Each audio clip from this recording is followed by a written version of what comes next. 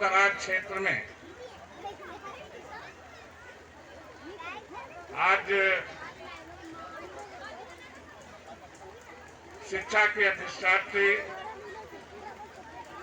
महिलाओं को शिक्षा देने का जो सूत्रपात इस देश में शुरू किया, माता सावित्रीबाई फूले के नाम से यहाँ पर बुद्ध विहार का निर्माण किया गया। मैं उस सारे प्रबंध कार्यकारिणी को, निर्माण समिति को बहुत बहुत साधुवाद देता हूँ और इस अवसर पे जो आपके बीच में मुझे आने का मौका मिला, इसके लिए भी वो बधाई के पात्र हैं। साथियों,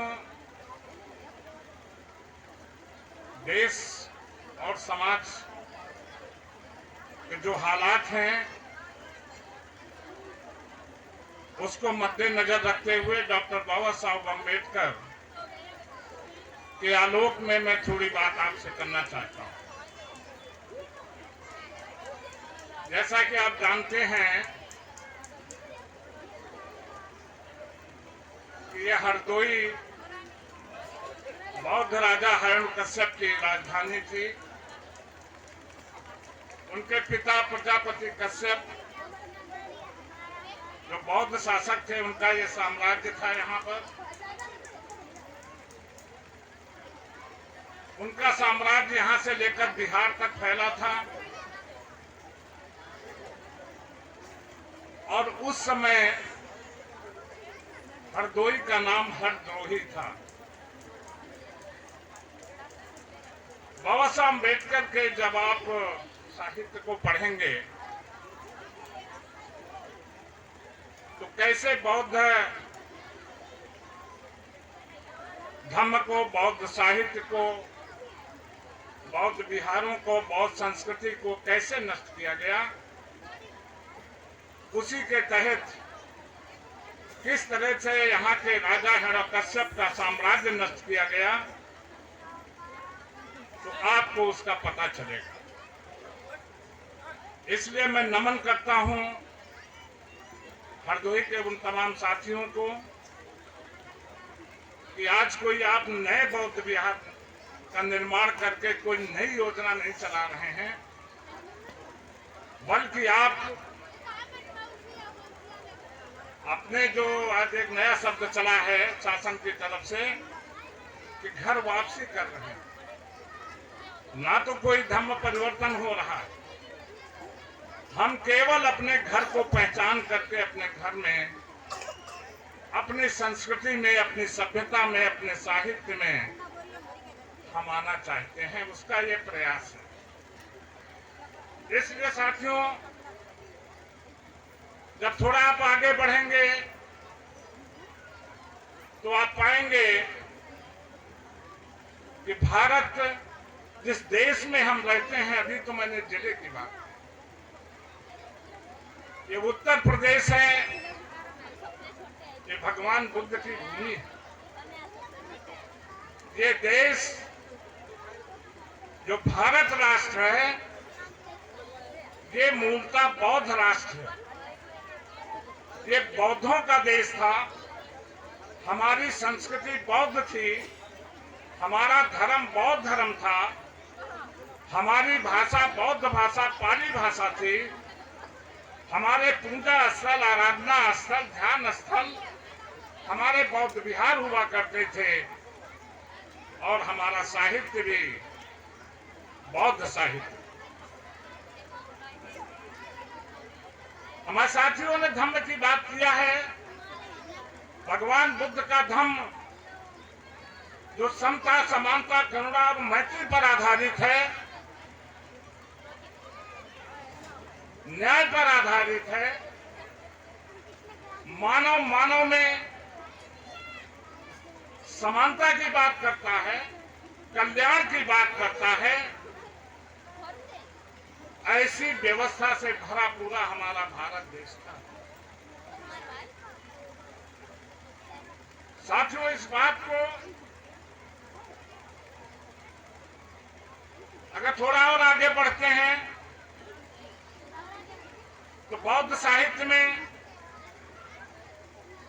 त्रिपिटक है, जो बुद्ध वंश है, और जो हमारी जातक कथाएं हैं, उसमें इस बात का प्रमाण है कि तथागत भगवान बुद्ध से पहले इस देश में 27 बौद्ध और हो चुके हैं। 27 बौद्ध और हो चुके हैं। तथागत भगवान बुद्ध 28वें बौद्ध थे।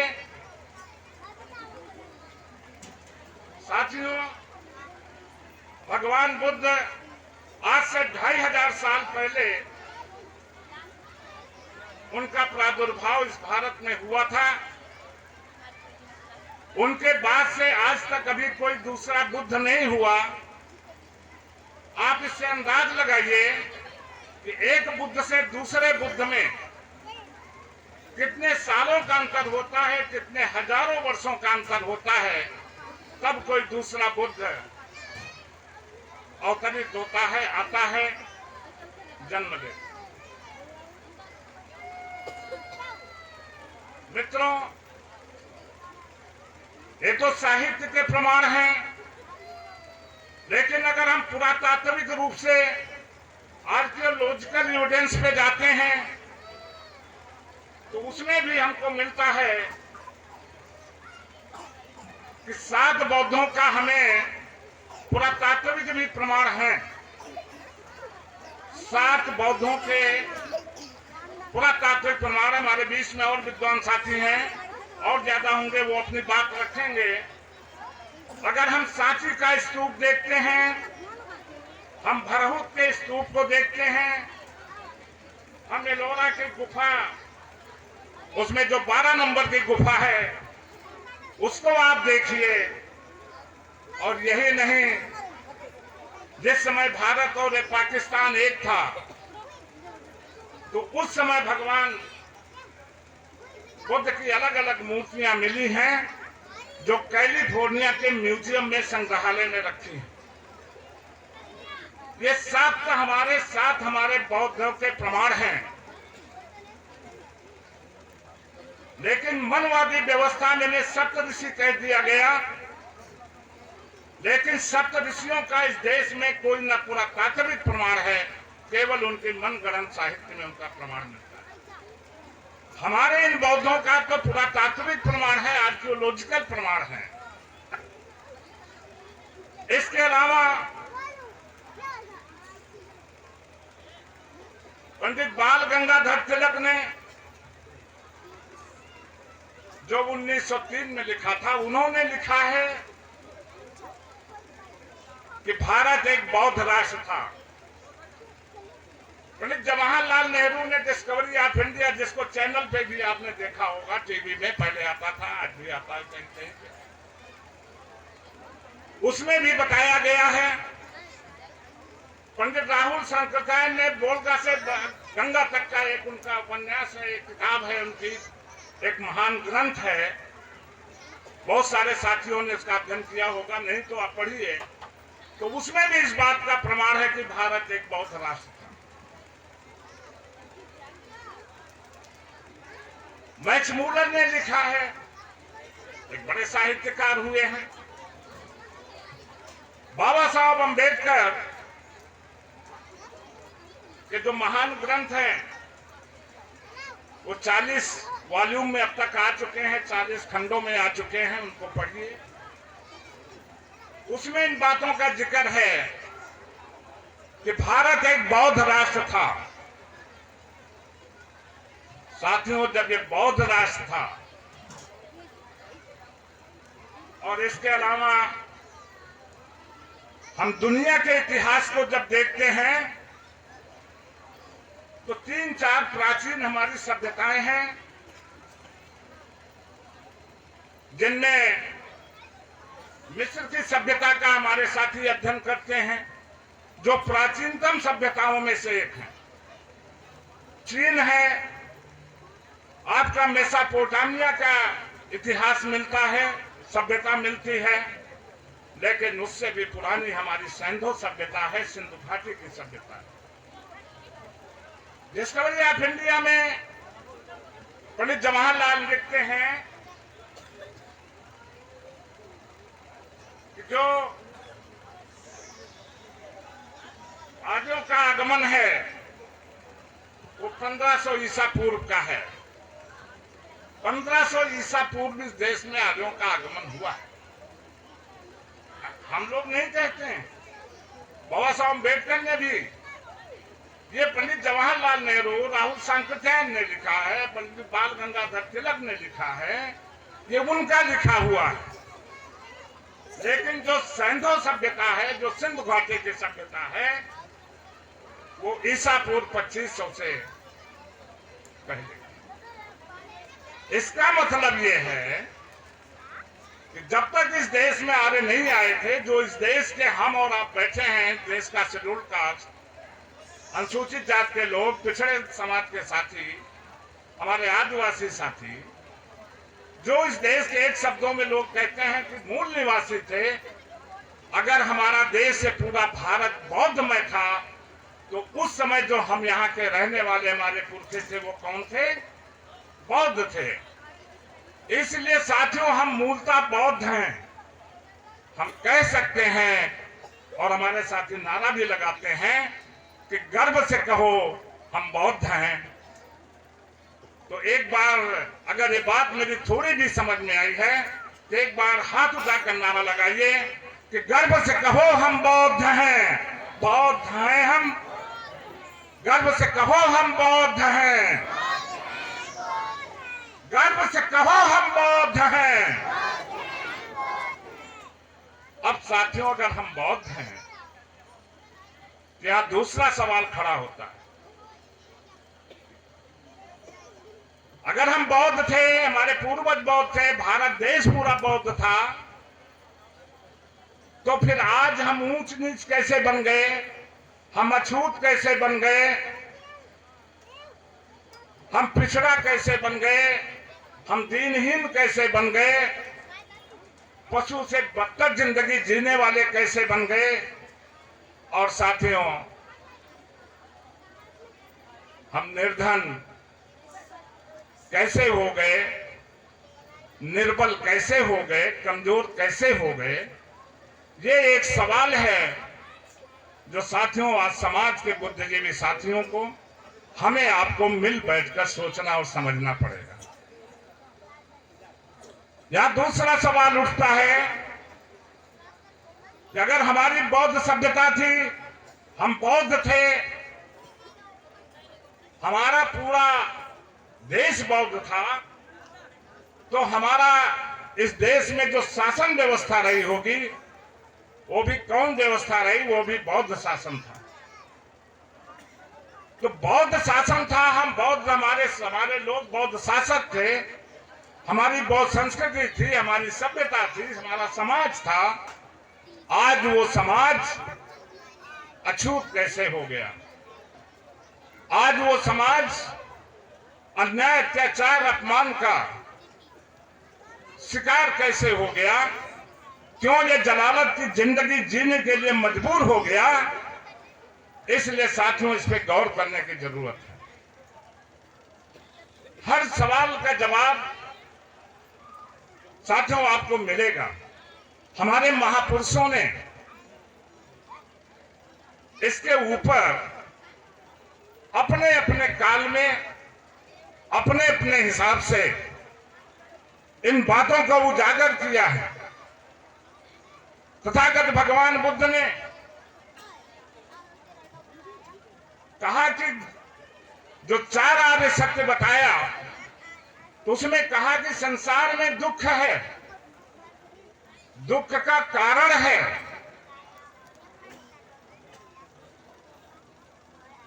कारण का अगर पता चल जाए तो उसका निवारण हो सकता है और उसके बाद हम सुख और शांति का जीवन जी सकते हैं। तो ये दुख है हमारे अछूतपन का, हमारे साथ अन्याय, अत्याचार, अपमान का, ये दुख है। बाबा साहब डॉक्टर अंबेडकर ने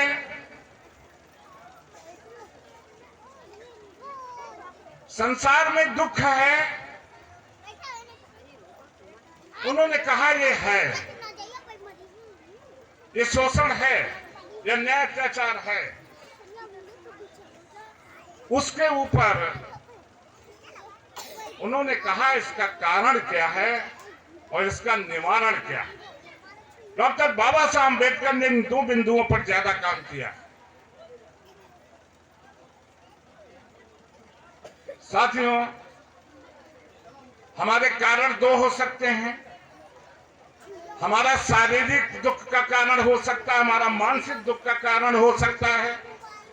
इसके लिए देश में, विदेश में, दुनिया में तमाम डॉक्टर वो आपका इलाज करेंगे। साइको के डॉक्टर हैं, साइकेट्रिक डॉक्टर हैं, फिजिशियन हैं, सर्जन हैं।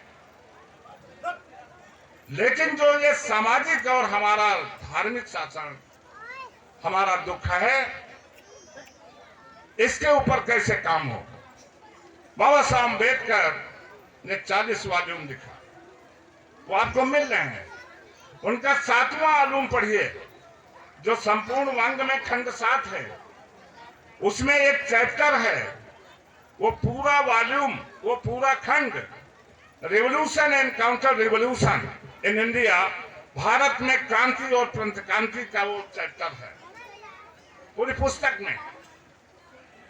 साथियों ने बाबा साहब, बोधिसत्व बाबा साहब, उसमें एक टॉपिक लिखते हैं, एक चैप्टर है वास्तविक मुद्दा, ब्राह्मणवाद की विजय। जिन साथियों ने पढ़ा है वो साधुवाद के पात्र हैं, जिन्होंने नहीं पढ़ा है उसको फिर पढ़िए, दोबारा पढ़िए, तिबारा पढ़िए, और जो नहीं पढ़े वो अवश्य पढ़िए। उसको लिखने में बाबा साहब डॉक्टर अंबेडकर लिखते हैं कि भारत में का इतिहास कुछ और नहीं है। जहां का इतिहास बुद्धिज्म और ब्राह्मणिज्म के बीच का संघर्ष है। बाबा साहब अम्बेडकर का इसमें इतिहासकार के रूप में वो नजर आते हैं। हम लोग जानते हैं संविधान निर्माता थे, विद्वता थे, लेकिन वो इतिहास के कितने बड़े जानकार थे, कितने बड़े इतिहासज्ञ थे, वो भी उससे पता चलेगा आपको। तो बाबा साहब डॉक्टर अंबेडकर उसमें लिखते हैं, घटना का जिक्र करते हैं, उल्लेख करते हैं कि साथियों, इस देश में का जो इतिहास है वो राजा महाराजाओं के युद्ध का इतिहास है। उसमें हमारा इतिहास नहीं।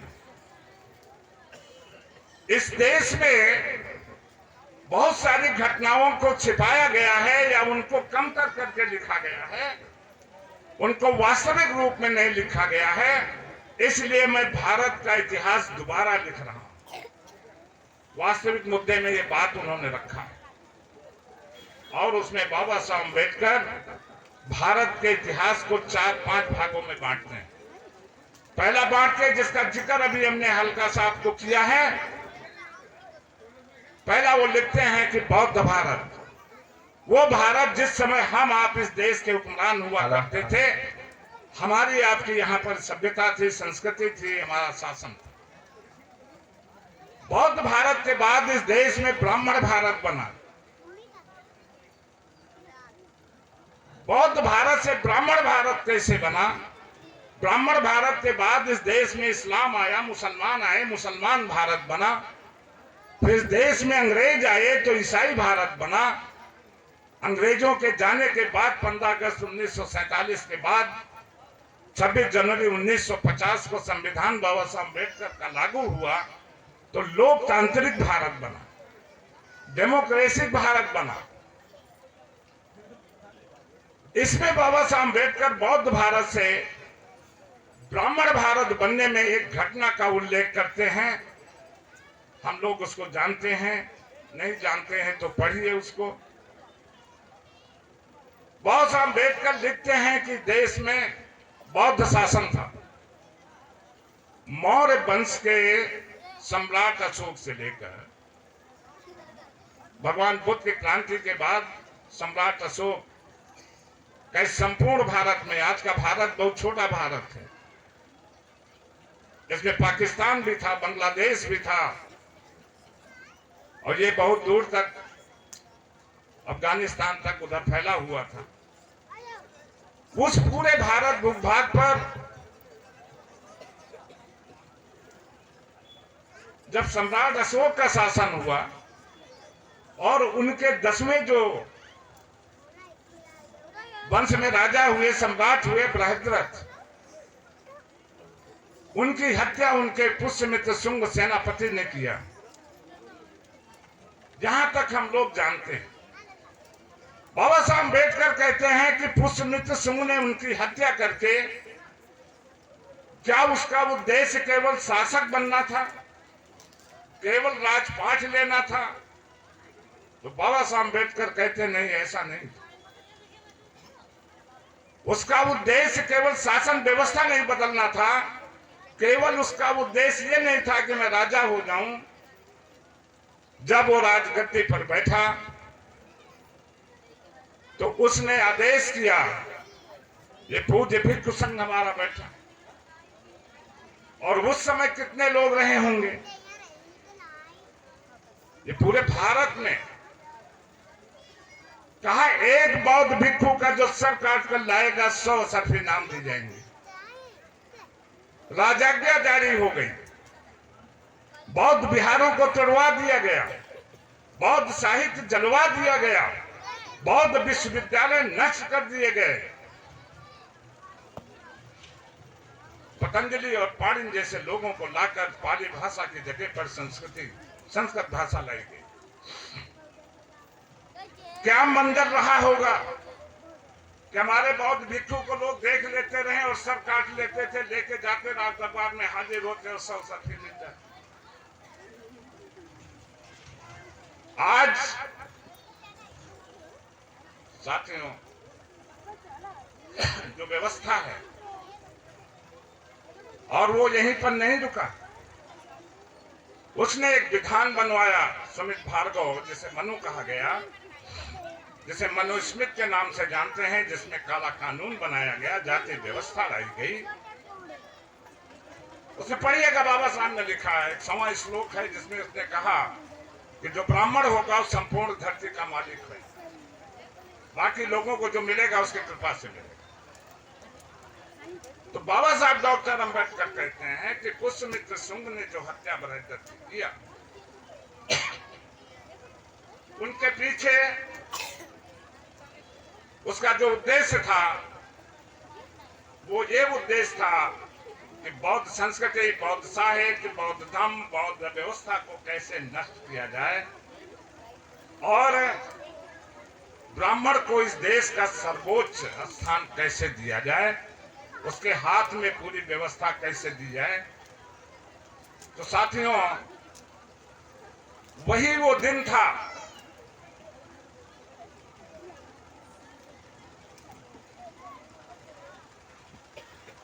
जहां से हम बौद्धों का, बौद्ध भारत का, बौद्ध संस्कृति का विनाश हुआ और उस व्यवस्था के तहत हम इस देश में गुलाम, लाचार, अछूत जो भी बना पाए वो उन्होंने बना के छोड़।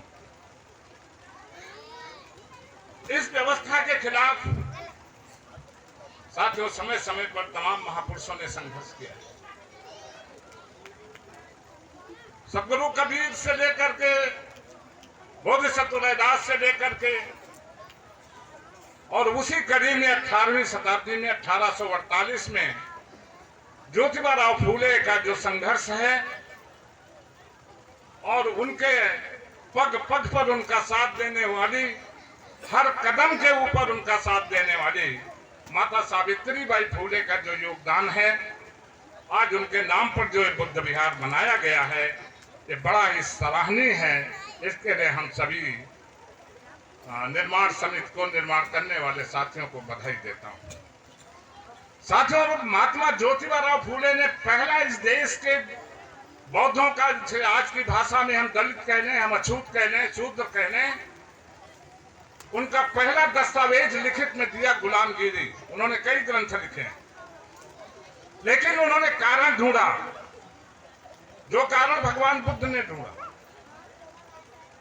उस कारण को उन्होंने ढूंढा और उनको आया कि हमारे समाज को शिक्षा से वंचित कर दिया गया है, तो उन्होंने कुछ फार्मूला दिया, कुछ उनके कोटेशन है, आप पढ़िए।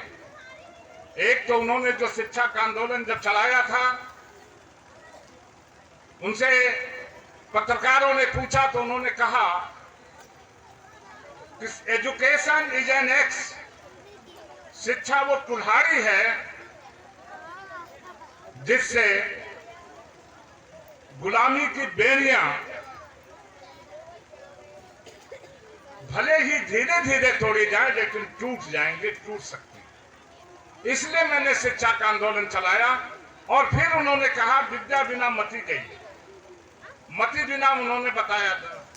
ऐसे उनका जो आप सब जानते हैं, और लास्ट में वो लिखते हैं कि शिक्षा बिना हमारे समाज की ये सारी दुर्गति हुई है, अज्ञानता के कारण हुई है। तो उसको कैसे दूर किया जाए, ये आंदोलन महात्मा ज्योतिबा फूले ने चलाया। साथ ही उसी आंदोलन को साहू जी महाराज ने आगे बढ़ाया, उसी आंदोलन को बाबा साहब डॉक्टर अंबेडकर ने बढ़ाया। और बाबा साहब अंबेडकर ने उस हजारों उन्होंने 1925 में 27 दिसंबर को जब मनुस्मृति होली जलाई, देश में कोहराम मच गया। और उससे बड़ी बात साथियों, जब राउंड टेबल कॉन्फ्रेंस में बाबा साहब अंबेडकर जाते हैं, गोलमेज सम्मेलन में जाते हैं, और पहली बार जो आपके हजारों साल से आपके हक हकूक छीने गए थे, समाज को गुलाम लाचार बनाया गया था, तो वो पहली बार लंदन के दरबार में बाबा साहब अम्बेडकर ने अपने समाज की बात हुक्मरान के सामने उन्होंने रखा, तर्कपूर्ण ढंग से रखा, अच्छे ढंग से रखा, ज्ञापन के साथ रखा। और साथियों, वहीं से आपके रोशनी की किरणें खिलनी शुरू हुई।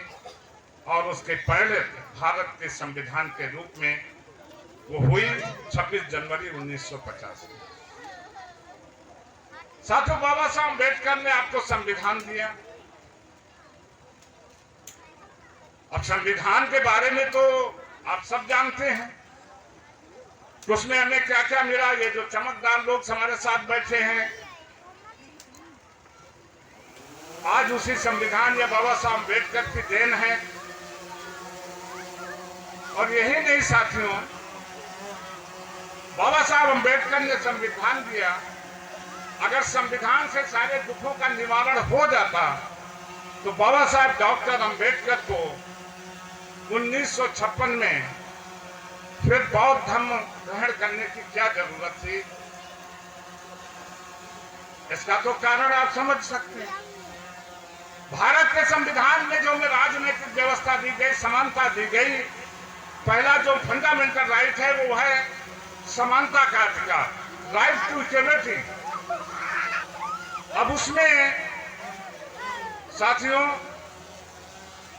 बाबा साहब अम्बेडकर ने जो राजनीतिक समानता हमें दिया, उसमें वन वोट,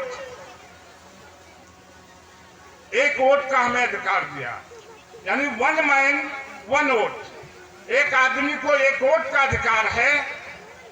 और उस वोट की वन वोट वन वैल्यू, इसको हमारे साथी, पढ़े लिखे साथी, हमारी माताएं बहनें समझ सकते हैं कि one man equal to one vote और ये one vote equal to one value. अगर ये तीनों चीजें बराबर हैं तो one man equal to one value होना चाहिए, एक आदमी की एक कीमत होनी चाहिए। लेकिन वो इस देश में साथियों हो नहीं पाया। बाबा साहब अम्बेडकर ने 13 अक्टूबर 1936 को मुक्ति कौन पथे, उनका एक भाषण है, उसको पढ़िए। उसमें वो कहते हैं कि मेरा जो लक्ष्य है वो लक्ष्य समाज को हिंदुओं की जो दास्ता है उससे मुक्त कराना है। मुझे हिंदू व्यवस्था में कोई सुधार करने की जरूरत नहीं, मेरा संघर्ष उसके लिए नहीं है। लेकिन जो हमारा समाज उनके जाल में फंसा है, उनकी व्यवस्था में फंसा है, उससे मैं मुक्त कराना हमारा लक्ष्य है। और साथियों, उससे मुक्त कराने का जो बाबा साहब अम्बेडकर ने 1935 येवला में घोषणा किया था। 21 साल के बाद 14 अक्टूबर 1956 को नागपुर की सरजमी पर लाखों लाख साथियों के साथ भगवान बुद्ध की शरण में गए। क्यों गए थे? बाबा साहब अम्बेडकर को हम जानते हैं कि आज अमेरिका जैसे देश या दुनिया के लोग उनको नॉलेज ऑफ सिंबल कहते हैं, ज्ञान का प्रतीक कहते हैं, ज्ञान का सूर्य कहते हैं। परम विद्वानों में से एक बाबा साहब अम्बेडकर। और साथियों, उन्होंने अगर इतना महान विद्वान जिनको बोधिसत्व की डिग्री 1954 में मिल चुकी थी, उनको रंगून में दिया गया, तो साथियों उन जैसे व्यक्तित्व ने अगर बौद्ध धर्म ग्रहण किया है तो आज हम किस सोच विचार में हैं। आज मेरे जो आपसे निवेदन का पूरा लपोलुआब मैं उस पर आता हूं, तो साथियों हमें सोचना पड़ेगा। इसलिए बाबा साहब अम्बेडकर लिखते हैं कि society neither can exist nor grow without morality and law. कोई भी समाज बिना कानूनी शक्ति के और बिना नैतिक शक्ति के ना तो जिंदा रह सकता है और न प्रगति कर सकता है। बाबा साहब अम्बेडकर ने आपको कानूनी शक्ति संविधान दिया और नैतिक शक्ति के रूप में आपको बौद्ध धर्म दिया। बौद्ध धर्म देने के बाद तब उन्होंने कहा, अपील किया है बाबा साहब ने, आप पढ़िए जो महाबोधि सोसाइटी को बाबा साहब अम्बेडकर ने 1950 में एक लेख लिखा था। उस लेख में उन्होंने 4 बातें कही थी। उसमें जो आखिरी बात यह है कि एक बुद्धिस्ट की ये ड्यूटी है, हम बौद्ध बन गए, लेकिन हमारी एक ड्यूटी है कि हम एक अच्छे बुद्धिस्ट बने। यानी हम व्यवहार से, मन से, वचन से, कर्म से एक अच्छे बुद्धिस्ट बने। लेकिन उससे भी बड़ी बात यह है कि एक बुद्धिस्ट को धम्म के प्रचार करने के लिए काम करना चाहिए, धम्म का प्रचार करना चाहिए। क्यों करना चाहिए? बाबा साहब लिखते हैं क्योंकि धम्म का प्रचार करना मानवता की सेवा है और मानवता की सेवा करना हर बुद्धिस्ट का फर्ज है। इसलिए मित्रों, आज हम कहते हैं दुनिया में बौद्ध धर्म है, लेकिन भारत में क्यों नहीं? बाबा साहब अम्बेडकर के आंदोलन को पढ़िए। अगर वो श्रीलंका में विश्व बौद्ध सम्मेलन में अपनी बात रखते हैं 1950 में, फिर अपनी बात वो काठमांडू में, वो रंगून में रखते हैं, काठमांडू में रखते हैं। और काठमांडू में तो बाबा साहब अम्बेडकर ने घोषणा कर दिया था 1956 में कि आज के बाद मैं भारत को प्रबुद्ध भारत बनाने के लिए ही काम करूंगा। साथियों, कुदरत का निजाम है, वो 6 दिसंबर 1956 को हमारे बीच में नहीं रहे। हम सब बाबा साहब अम्बेडकर की दी हुई सारी चीजों का हम लोगों ने भरपूर उपयोग किया है। Education in reservation in education हमने लिया, 4-5 तरह की सुविधाएं हमने लिया। रिजर्वेशन इन सर्विसेज लिया है, 4-5 तरह का उसमें हमने भरपूर फायदा उठाया। राइट टू वोट मिला है, आप इस देश के हुक्मरान बनकर उन्होंने कहा था जाओ दीवारों पर लिख दो। बहुत सारी चीजें दी, उनका हमने भरपूर उपयोग किया। लेकिन वो आपसे ये उम्मीद करके गए थे कि हमें प्रबुद्ध भारत बनाएंगे, और वो हमारे बीच में नहीं रहे, उनके बस में नहीं था, किसी के बस में नहीं। लेकिन साथियों, अगर उनकी सारी दी हुई हमने सुविधाओं का, उनके दिए हुए सारे अधिकारों का, तो हमारी क्या ड्यूटी बनती?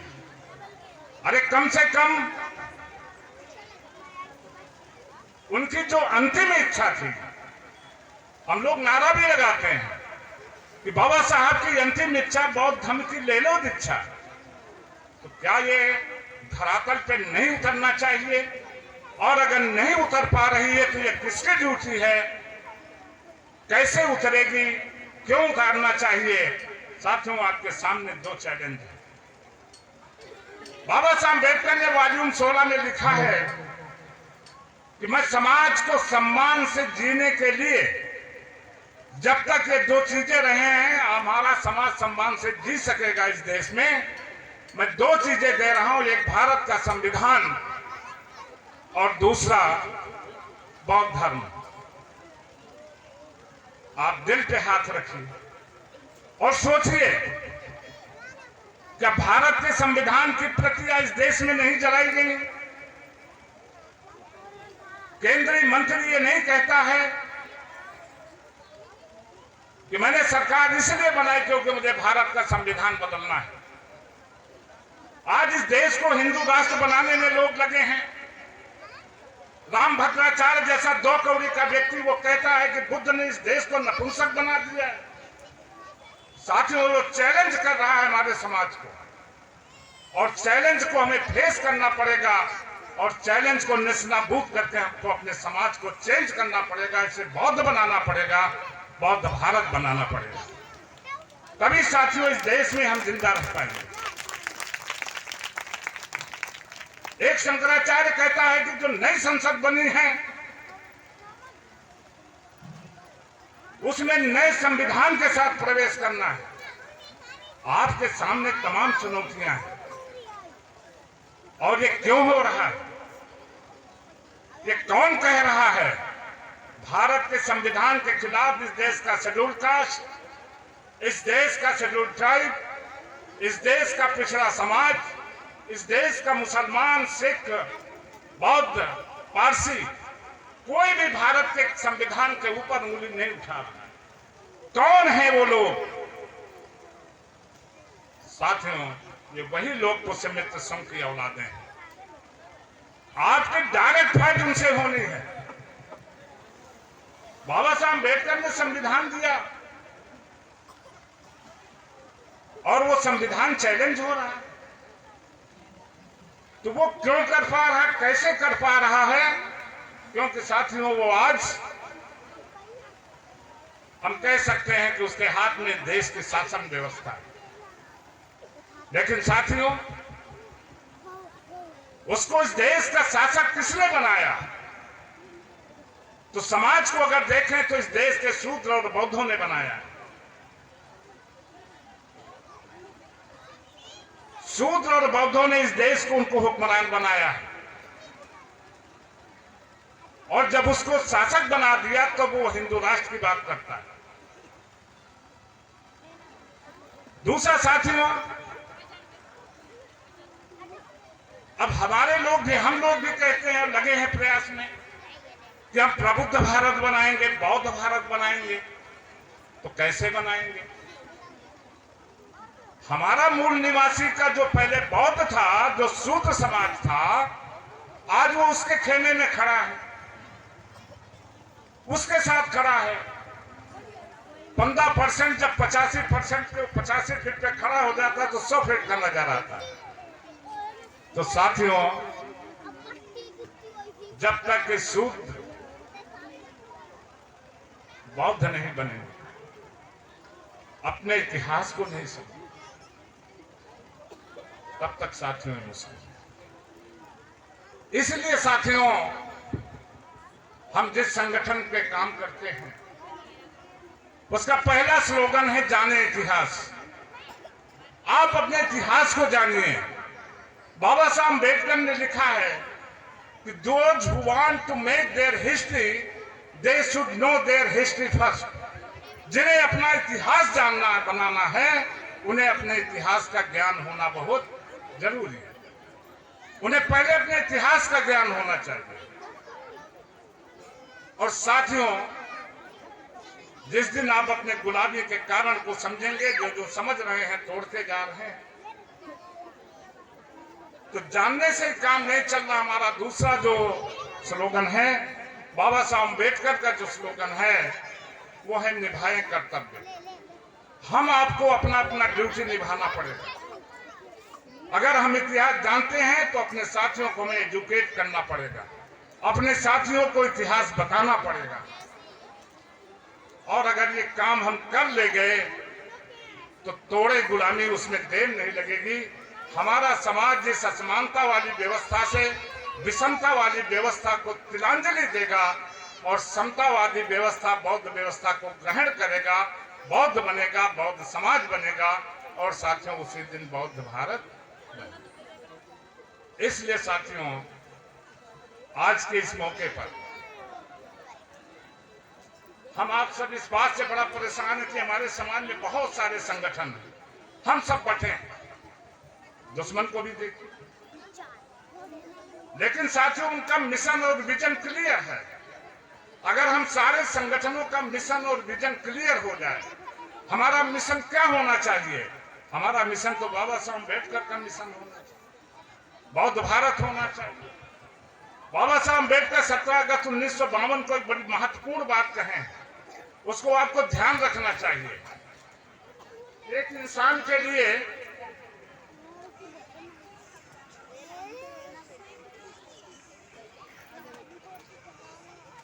एक मनुष्य के लिए एक युग में जो संभव है, ध्यान से सुनिए, एक मनुष्य के लिए एक युग में जो संभव है उससे बहुत ज्यादा मैंने तुम्हारे लिए किया है। कुछ बातों में सफल हो सका, कुछ बातों में सफल हो सका, कुछ में नहीं। बाबा साहब ये नहीं कहते मैंने सब कुछ कर दिया आपके लिए, अब केवल मेरा जय जयकार करने से कुछ नहीं होगा।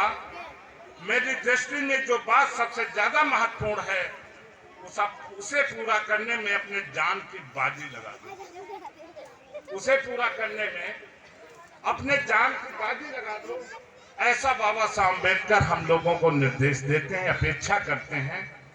साथियों मैं नहीं कहता हूं कि ऐसा कार्यक्रम नहीं हो। बाबा साहब अम्बेडकर कहते हैं कुछ में मैं सफल हो पाया, कुछ में नहीं हो पाया। जो मेरी दृष्टि में सबसे महत्वपूर्ण है उसे पूरा करने में। अब साथियों हम लोग तो लगे, बाबा साहब ने बहुत जगह को कहा, किसी ने कहा नहीं बाबा साहब ने तो कहा था हुक्मरान बनो, बेशक हुक्मरान बनो, चलाने मिशन बिल्कुल चलना चाहिए, लेकिन हम वहां तक पहुंचकर कैसे आप जीरो पे पहुंच गए इस पे भी विचार होना चाहिए।